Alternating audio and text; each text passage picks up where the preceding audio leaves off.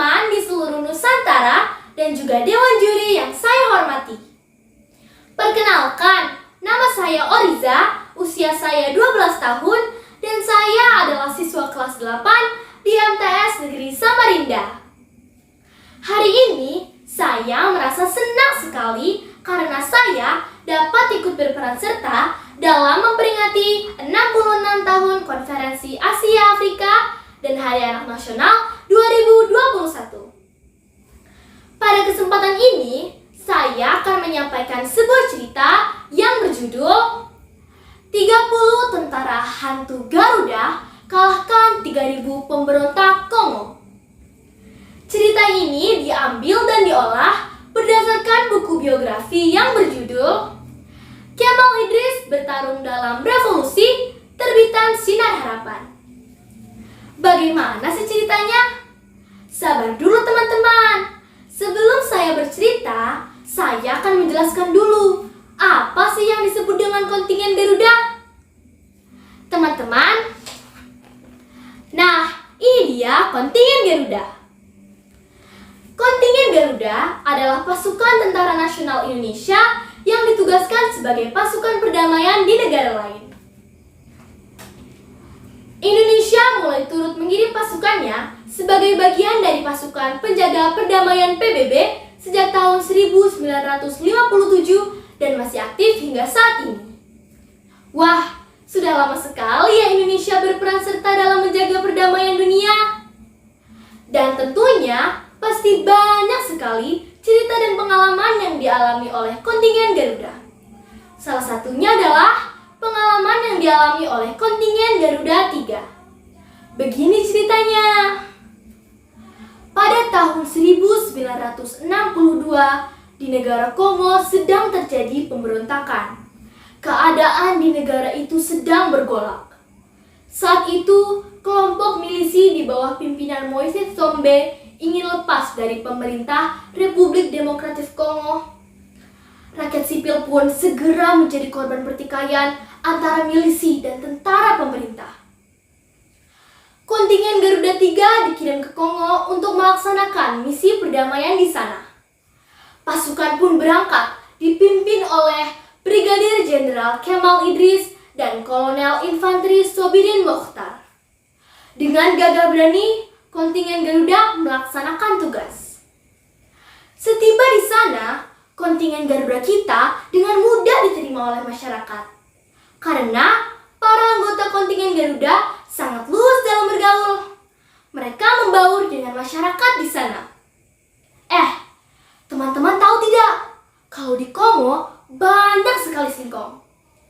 Nah, pasukan TNI kita mengajarkan kepada masyarakat di Kongo bagaimana cara mengolah singkong menjadi olahan makanan Indonesia yang lezat, seperti kue-kue, bahkan juga membuat gulai daun singkong.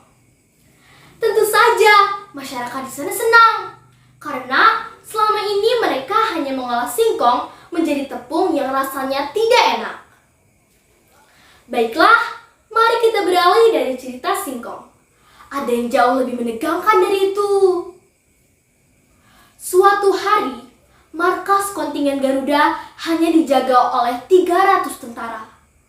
Tiba-tiba, 2.000 orang pemberontak Kongo menyerang ke markas itu. Pertempuran pun terjadi. Baku tembak terjadi selama berjam-jam. Untunglah pada akhirnya para pemberontak itu dapat dipukul mundur dan tidak ada korban jiwa dari pihak Indonesia.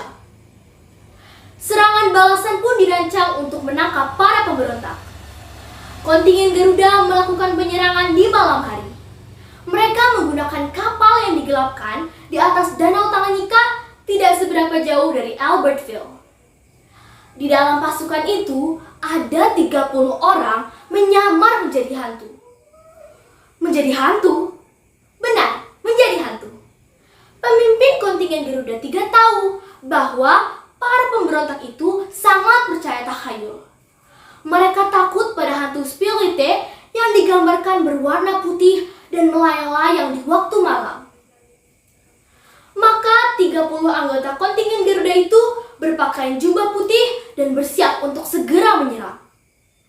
mereka bergerak dan bergerak semakin dekat. Para pemberontak yang jumlahnya 3.000 orang itu sedang bersantai. Bahkan ada yang sedang membuat ayam bakar. Ketika melihat banyak sosok putih bergerak-gerak, mereka merasa sangat ketakutan. Bahkan salah satu pemberontak dengan panik melemparkan ayam yang sedang dibakarnya.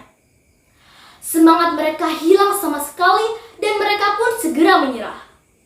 Pasukan kita pun bergerak cepat menangkap para pemberontak itu. Senjata-senjata mereka yang ternyata lumayan canggih pun disita.